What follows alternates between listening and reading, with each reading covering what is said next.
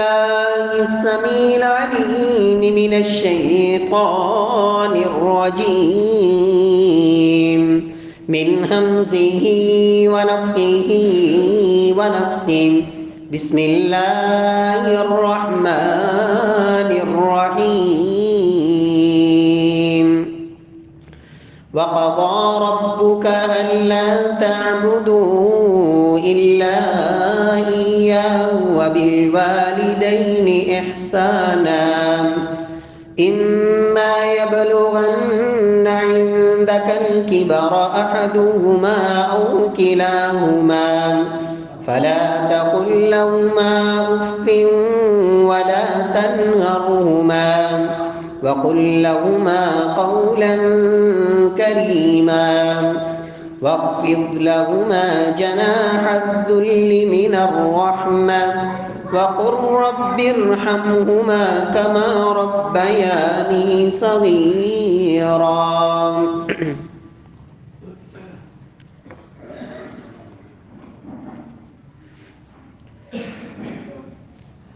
وقضى ربك ألا تعبدوا إلا إياه، اور آپ کے رب نے یہ فیصلہ کیا ہے کہ تم صرف اور صرف اس اللہ ہی کی عبادت کرو۔ وبالوالدین احسانا، اور اپنے والدین سے حسن سلوک کرو، اچھا سلوک اور اچھا برتاؤ کرو۔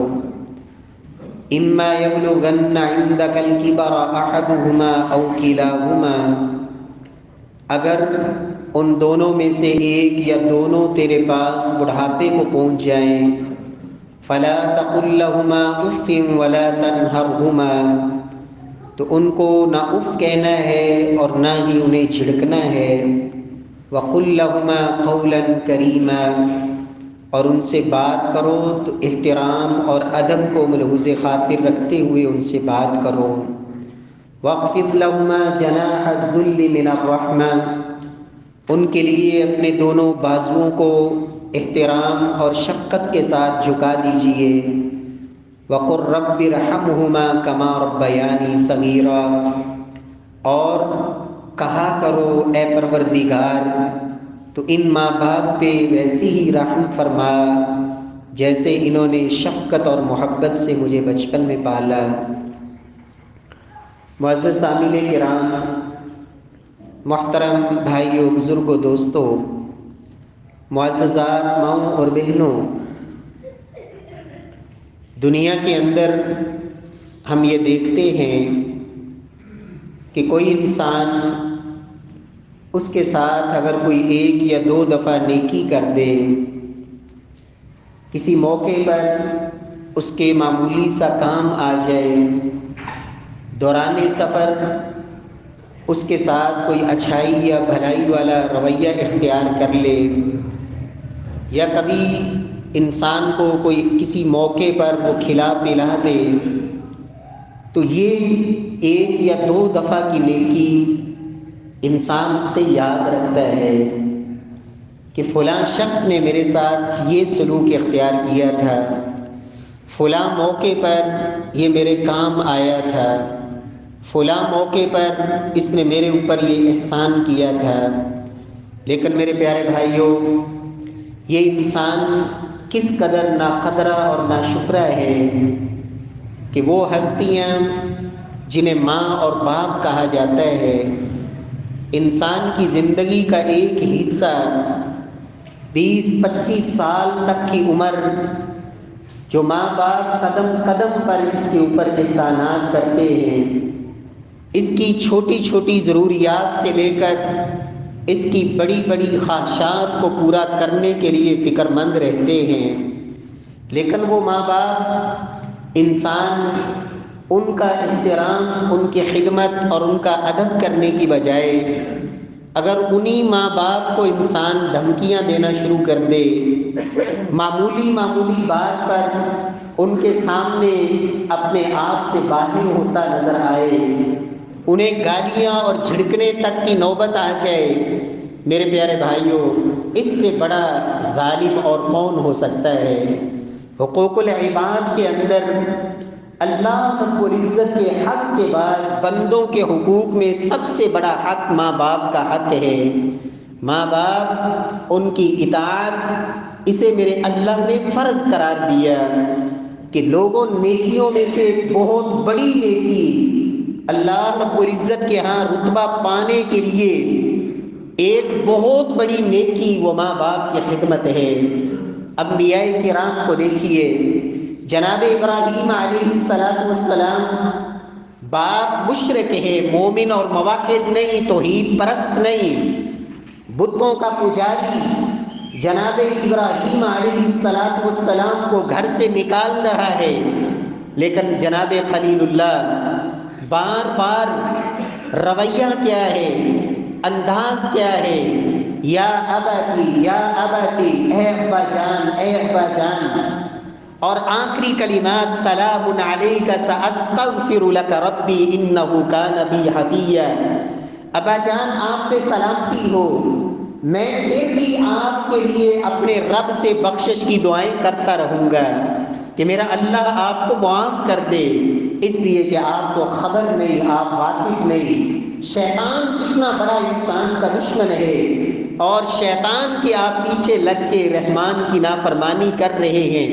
میرے پیارے بھائیوں، جناب یوسف علیہ السلام ایک عرصے کے بعد جناب یعقوب علیہ السلام جب ان کے پاس پہنچتے ہیں، کیا احترام، کیا ادب، کیا وہ محبت والا رویہ میرے رب نے قرآن میں یہ نقشہ کھینچا۔ وَرَفَعَ أَبَوَيْهِ عَلَى الْعَرْشِ وَخَرُّوا لَهُ سُجَّدًا، اپنے تخت پہ اس عزت والی جگہ اور مقام پر اپنے ماں باپ کو بٹھایا، اپنے بھائیوں کے ساتھ اس ماں باپ کو وہ عزت اور وہ وقار اور وہ مقام دیا۔ جناب عیسیٰ علیہ السلام ابھی پنگھوڑے کے اندر، ابھی دودھ پیتے شیرخوار بچے، بچپن میں جب پہلی آواز، پہلی بولی، چند وہ کلمات جو بچپن میں اللہ نے ان کی زبان سے نکلوائے، قال انی عبد اللہ آتانی الکتاب وجعلنی نبیا وجعلنی مبارکا اینما کنت واوصانی بالصلاة والزکاة ما دمت حیا وبرا بوالدتی ولم یجعلنی جبارا شقیا۔ جناب عیسیٰ علیہ السلام نے جہاں رب کی ربوبیت کا اقرار کیا، اپنی عبدیت کا اعلان کیا کہ لوگوں میں اللہ کا بندہ ہوں، میری زندگی کا مقصد کیا ہے، رب کی عبادت اور اس کی نماز کو قائم کرنا، وہاں یہ بھی اعلان کیا وَبَرًّا بِوَالِدَتِي، مجھے رب نے اپنی ماں کا فرما بردار بنا کے دنیا میں بھجوایا ہے، ماں کی خدمت گزار اور فرما بردار۔ وَبَرًّا بِوَالِدَتِي، میرے پیارے بھائیوں، ماں باپ کی خدمت کا کیا مطلب ہے کہ میرے اللہ نے یہ آرڈر دے دیا، حکم دے دیا۔ ماں باپ کی خدمت کا پہلا مطلب یہ ہے کہ ماں باپ ان کی فرما برداری کی جائے، ان کی اطاعت کو بجا لایا جائے، ان کی بات کو ٹھکرایا نہ جائے، ان کی نافرمانی اس سے بچا جائے۔ ماں باپ نے جو کہہ دیا وہ کر دے، الا یہ کہ ماں باپ مشرک ہوں، کافر ہوں، شرک کے دعوے دار ہوں اور شرک کی طرف دعوت دینے والے ہوں۔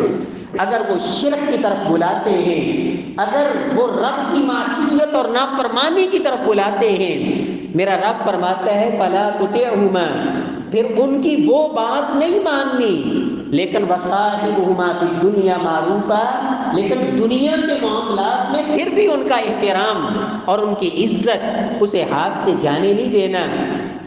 نبی کائنات صلی اللہ علیہ وسلم کے پاس ایک صحابیہ اللہ کے نبی سے سوال کرتی ہے، یا رسول اللہ میرا مشرک باپ آیا ہے، کیا کروں اس کے ساتھ؟ میں مومنہ ہوں، موحدہ ہوں، توحید والی، باپ مشرک ہے۔ فرمایا سلی ابا کی، ہے تو تیرا والد اگرچہ مشرک ہے، فرمایا اس کا احترام کرو، اس کی خدمت کرو، اس سے صلہ رحمی کرو، اس کے ساتھ اچھا سلوک کرو۔ میرے پیارے بھائیوں، خدمت میں پہلی بات، اور یاد رکھیں میرے رب نے جس انداز میں والدین کے حقوق کی تاکید فرمائی ہے، اولاد کے حقوق کو میرے رب نے اس انداز میں بیان نہیں کیا۔ کیوں؟ اس کی وجہ ہے کہ ماں باپ کے دل میں فطرتی طور پر میرے رب نے اولاد کی محبت کو رکھ دی ہے۔ ماں باپ ان کے دل میں اولاد کی محبت، اور یہ محبت نہ ہوتی تو میرے پیارے بھائیوں دنیا کے اندر سب سے مشکل اگر کسی بچے کی کفالت یا پرورش ہے تو وہ انسان کا بچہ ہے۔ حیوانات کے بچے، جانوروں کے بچے، نہ تو ان کو اس قدر حفاظت کی ضرورت ہوتی ہے، وہ بہت جلد چلنا پھرنا شروع کر دیتے ہیں، بہت جلد کھانا پینا شروع کر دیتے ہیں، بہت جلد اپنے آپ کو سنبھالنے لگ جاتے ہیں، اور بہت زیادہ وہ بچوں انسانوں کے بچوں کی طرح وہ بیماریوں کا شکار بھی نہیں ہوتے، انسانوں کے بچوں کی طرح گرمی سردی سے وہ اس قدر متاثر بھی نہیں ہوتے۔ یہ انسان کا بچہ ہے جسے بے پناہ ضرورت ہوتی ہے ماں باپ کی شفقت اور محبت کی، اور میرے رب نے یہ فطرتی طور پر ماں باپ کے دل میں یہ باتیں ڈال دی۔ لیکن جب یہ بچہ جوانی کو پہنچتا ہے، ادھر وہی ماں باپ اب بڑھاپے کی اندر قدم رکھ چکے ہوتے ہیں، ادھر یہ بچہ اپنی جوانی کے اندر پھر اپنے بیوی بچے اور اپنی شادی اور بیاہ کے نکاح کے معاملات، تو یہ آہستہ آہستہ وہ جو ماں باپ کی محبت ہوتی ہے اس کے اندر وہ کمی، وہ سستی، اور وہ جو انہیں ضرورت ہوتی ہے اس وقت، اس لیے کہ اب ماں باپ کو وہی معاملہ جیسے بچپن میں تجھے ماں باپ کی ضرورت تھی، اب ماں باپ کو تیری ضرورت ہے۔ ماں باپ کے دل میں تو رب نے یہ شفقت ڈال دی تھی کہ وہ اپنے چین کو تیرے چین پہ قربان کر دیتے، خود بے آرام ہو کر تجھے آرام پہنچانے کے لیے فکر مند ہوتے، لیکن اب تو ہے کہ ماں باپ کی وہ چڑچڑا پن، وہ بیماری، وہ ان کی بڑھاپے کے اندر جو انہیں تکالیفیں ہیں، اب وہ درد تجھے محسوس نہیں ہوتا۔ تو رب نے کہا اطاعت کا پہلا مطلب یہ ہے کہ وہ جو کہہ دے، اگر وہ جائز مطالبہ ہے، تمہاری استطاعت میں ہے تو کر گزرو، مانو ان کی بات۔ اور دوسری ان کی خدمت کا مطلب یہ ہے کہ اب مالی معاملات ان کی ضرورت ہے کیا، اب خواہشیں تو ہے نہیں کہ یہ بھی ہونا چاہیے یہ بھی ہونا چاہیے، وہ خواہشات کی زندگی سے اب آگے نکل گئے، اب تو ان کی معمولی سی ضروریات ہی ہیں، وہ ضروریات جو مالی طور پر وہ اب رب نے تیرے کندھوں پہ ڈالی ہے، تیری ذمہ داری ہے۔ معاویہ بن قرہ رحمہ اللہ تابعی ہے، ان سے کسی نے سوال کیا بیٹا کیسا ہے، کیا کرتا ہے، کیسا رویہ کیسا سلوک ہے تمہارے بیٹے کا؟ کہا اللہ اکبر انہ کفانی من الدنیا واغنانی من الدنیا، فرماتے ہیں میرے بیٹے نے میرے دنیا کے جتنے امور تھے ان سے مجھے مستغنی کر دیا ہے، اور مجھے فارغ کر دیا ہے آخرت کے لیے، مجھے فارغ کر دیا ہے کہ اب میں اپنی آخرت سنبھال لوں۔ دنیا کے معاملات میں اس نے میرا سارا بوجھ اپنے کندھوں پہ لے لیا ہے اور مجھے آخرت کے لیے بے فکر کر دیا ہے۔ میرے پیارے بھائیوں، یہ بیٹے ماں باپ کی جو ضروریات ہیں ان کو پورا کرنے کے لیے فکر مند، اور اگر ان سے کبھی بات کرنی ہے تو اللہ فرماتے ہیں قُل لَهُمَا قَوْلًا كَرِيمًا، بات کرنی ہے تو نرمی کے ساتھ۔ کس طرح کی نرمی، کیسی نرمی؟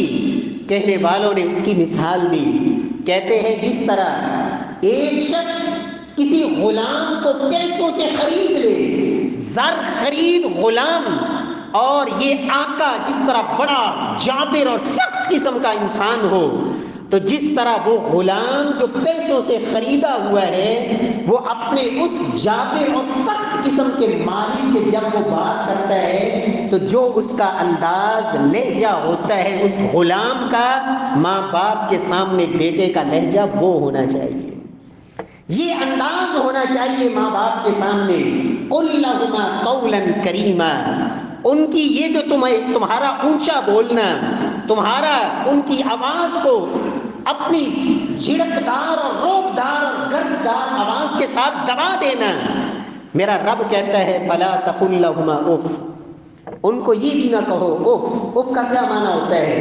انہوں نے بات کہی تو یہ اچھی نہیں لگی اور بڑی ناگوار گزری، تو نے ان کی بات کو آگے سے جواب دینے کی بجائے صرف یہ کہہ دیا، جس طرح ہماری زبان میں پنجابی میں آپ کہہ سکتے ہیں کہ یوں کا ہوں ایسے کر دیا۔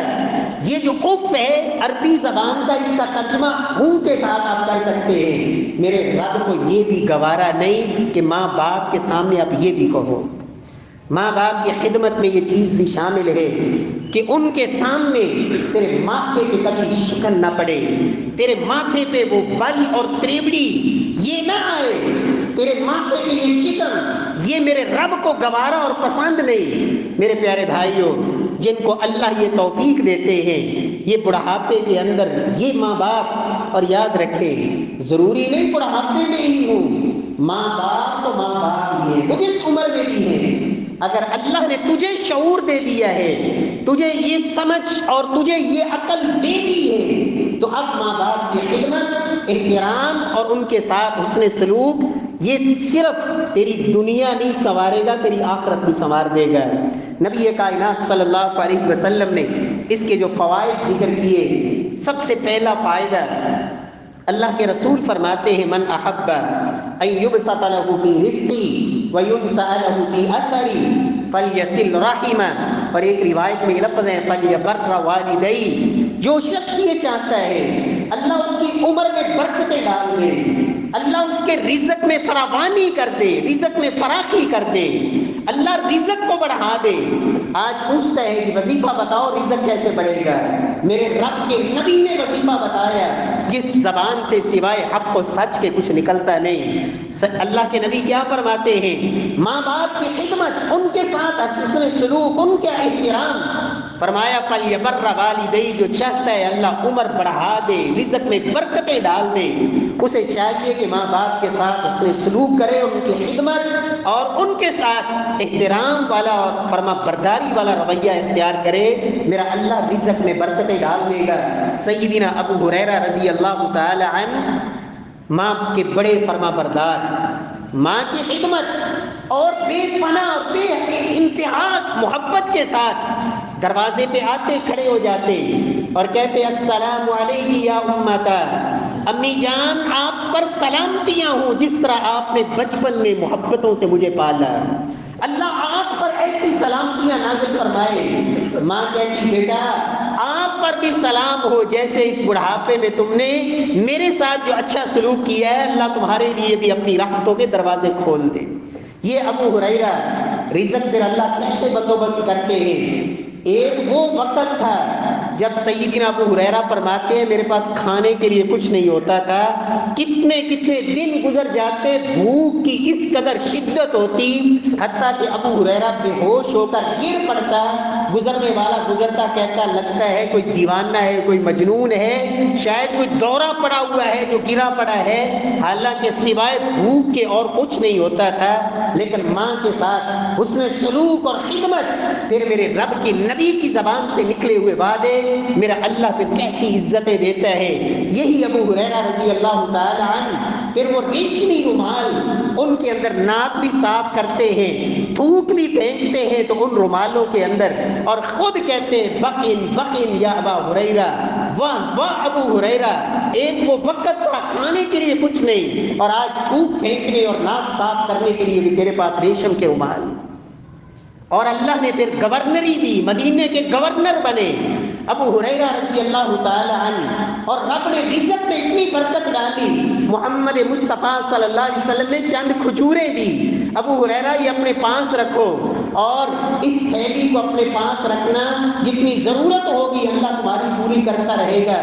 سیدنا ابو ہریرہ کہتے ہیں وہ چند کھجوریں ایک تھیلی میں ڈالی، اس کے بعد جب بھی ابو ہریرہ کو ضرورت ہوتی بس تھیلی میں ہاتھ ڈالتے، جتنی ضرورت ہوتی اس میں سے اللہ دے دیتے، وہ خود بھی کھاتے، لوگوں کو بھی کھلاتے۔ فرماتے ہیں حتیٰ کہ اس تھیلی سے میں نے کتنے وسق کھجوریں اللہ کی راہ میں صدقہ کی، اور ایک وسق 60 سا کا ہوتا ہے اور ایک سا 2.5 کلو کا ہوتا ہے۔ فرماتے ہیں میں نے سا نہیں بلکہ وسق، جو 60 سا یعنی کہ 150 آپ کلو کہہ سکتے ہیں، ایک وسق تو میں نے کتنے وسط پھر رب کی راہ میں خرچ کیے، ابو ہریرہ کو پرواہ ہی کوئی نہیں، رب نے ایسے رزق کا بندوبست فرمایا۔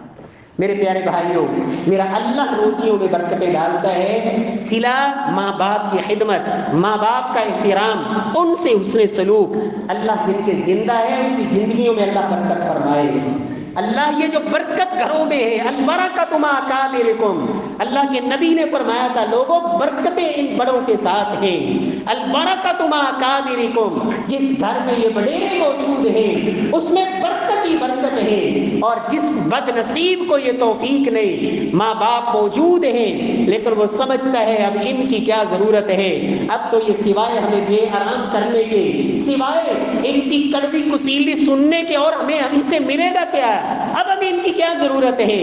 وہ میرے پیارے بھائی، یہی وہ ماں باپ ہیں جو تیرے لیے اتنے بے چین اور بے تاب ہوتے تھے، تیری بیماری پر ان کو ساری رات نیند نہیں آتی تھی، تیری خواہشات کو پورا کرنے کے لیے یہ دن بھی کستے تھے، راتوں کو بھی جاگتے تھے کہ میرے بیٹے کی یہ تمنا ہے، آج وہی تجھے برداشت نہیں، اس سے بڑی بد نصیبی اور محرومی کیا ہو سکتی ہے۔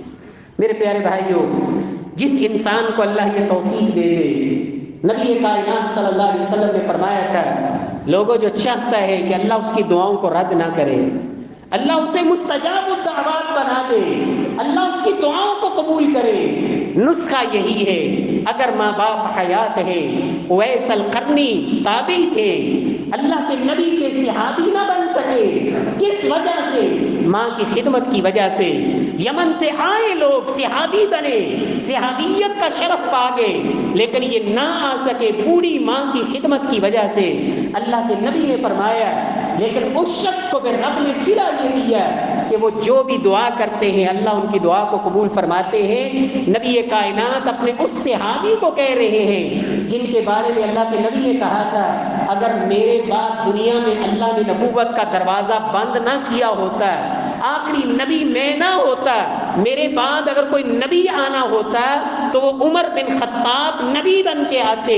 اس عمر کو محمد مصطفیٰ نے فرمایا تھا صلی اللہ علیہ وسلم، عمر اگر تمہاری اویس القرنی سے ملاقات ہو جائے تو اس سے دعا کروانا۔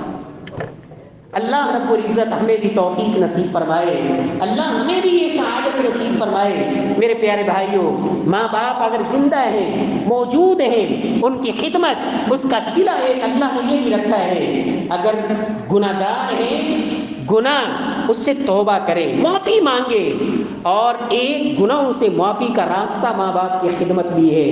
اللہ کے نبی کے پاس ایک صحابی آئے، یا رسول اللہ میں بہت بڑا گناہ کر بیٹھا ہوں، فَهَلْ لِي مِن توبہ، کیا میرے لیے کوئی توبہ کا راستہ ہے؟ پوچھا هَلْ لَكَ مِنْ أُمٍّ، میرے صحابی جو گناہ کر کے آئے ہو بتاؤ کیا تمہاری والدہ حیات ہے؟ کہا نہیں یا رسول اللہ، ماں تو زندہ نہیں۔ فرمایا هَلْ لَكَ مِنْ خَالَةٍ، کیا تمہاری خالہ زندہ ہے؟ ہاں یا رسول اللہ، خالہ زندہ ہے۔ فرمایا یہ جو خالہ ہے، الخالۃ بمنزلۃ الام، یہ بھی ماں کی طرح ہے، جاؤ اپنی خالہ کی خدمت کر لو، اللہ تمہارا وہ گناہ معاف فرما دے گا۔ وہ میرے پیارے بھائیو، آپ اندازہ لگائیں اگر خالہ کی خدمت سے بڑا گناہ معاف ہوتا ہے تو پھر ماں اور باپ کی خدمت سے تو گناہوں کی سیاہیاں ساری دھل جاتی ہیں۔ معلوم یہ ہوتا ہے کہ توبہ کا اگر نعم البدل، توبہ کا بدل گناہ کرنے کے بعد، ہونے کے بعد اگر چاہتے ہو اللہ سیاہی کو دھو ڈالے تو پھر یہ ایک راستہ بھی ہے، ماں باپ کو راضی کرے، ان کی خدمت کرے، ان سے دعائیں لے۔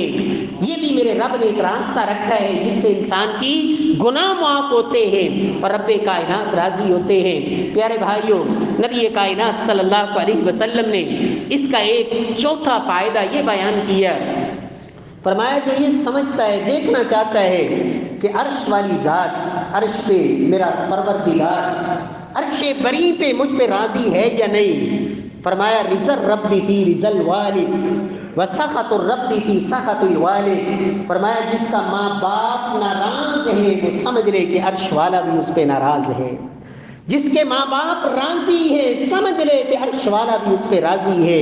ماں باپ کی ناراضگی اللہ کی ناراضگی ہے، ماں باپ کی رضامندی وہ اللہ رب العزت کی رضامندی ہے۔ رب العالمین ہمیں توفیق نصیب فرمائے۔ سیدنا اسماعیل علیہ السلام کیا انداز تھا ماں باپ کو راضی کرنے کا اور باپ کو راضی کرنے کا. آج باپ چند پیسوں کا مطالبہ کر دے کہ بیٹا آپ کا کاروبار آپ کا ہے، معاملات آپ کے ہیں، یہ میری ایک چھوٹی سی ضرورت ہے، بیٹا یہ کام کر دو. طاقت ہے، وسعت ہے، اللہ نے بہت دیا ہے. حالانکہ اللہ کے نبی نے یہ کہا انت ومالک لابیک، تو اپنی زندگی میں یہ مت سمجھ جو تو نے کمایا ہے وہ بھی تیرا ہے.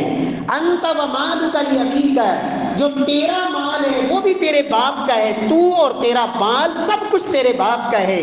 آج کتنے نوجوان ہیں جو اپنے باپ سے مطالبہ کرتے ہیں زندگی میں ہی کہ جو میرا حق ہے مجھے دیجیے، جو میری وراثت ہے مجھے دیجیے. کون سی وراثت؟ کیسا تیرا حق؟ میرے رب نے تو کوئی حق نہیں تجھے دیا. تیری ماں باپ کی زندگی میں اگر وہ کچھ دے دے، تیرے حوالے کر دے، تجھے اختیار دے دے، تجھے سونپ دے، یہ ان کا احسان ہے کہ انہوں نے تجھے دے دیا. مگر نہ اللہ کے نبی نے تو یہ کہا جو تو نے کمایا ہے، جو تیرا ہے وہ بھی تیرے باپ کا ہے. انت ومالک لابیک. اور لوگوں یہ واحد رشتہ ہے جس پر میرے رب نے قصاص ہی نہیں رکھا. باپ اپنے بیٹے کی گردن بھی اتار دے، شریعت کہتی ہے باپ سے قصاص نہیں لیا جائے گا. کیوں؟ اس وجہ سے کہ باپ اپنے بیٹے کو مار سکتا ہی نہیں. ہاں، بیٹا اگر باپ کو قتل کر دے تو بیٹے سے بھی قصاص اسلام دلواتا ہے، لیکن ماں باپ سے قصاص نہیں. اس لیے کہ یہ رشتہ ہی رب نے انوکھا بنایا ہے، اس کا بدل دنیا میں اور ہے ہی کوئی نہیں. پیارے بھائیوں، نبی کائنات صلی اللہ علیہ وسلم نے اس کا ایک فائدہ یہ بھی بتایا کہ جو ماں باپ کی خدمت کرتا ہے، اللہ اکبر، دنیا کے غم، پریشانیاں، مشکلات، ان سے نکلنے کے اللہ راستے بنا دیتے ہیں. میرا رب خود ہی انتظام فرما دیتا ہے مشکلات سے نکلنے کا.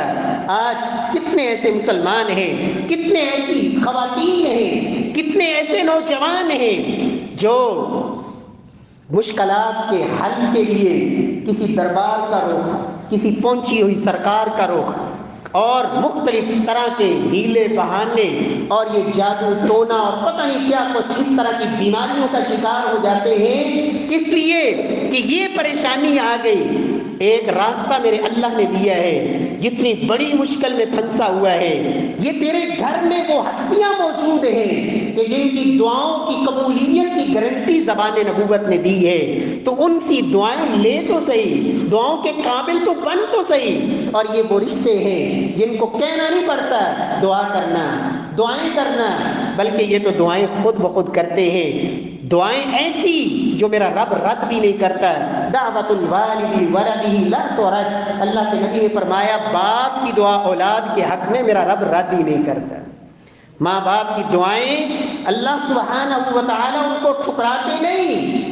نبی کائنات صلی اللہ علیہ وسلم نے فرمایا بنی اسرائیل کا وہ معروف واقعہ، 3 غار والے جو غار میں بند ہو گئے، بہت بڑی چٹان آئی، غار کا منہ بند ہو گیا، کوئی دنیا کی طاقت نہ وہاں ان کی سن سکتی ہے، نہ ان تک رسائی ہے.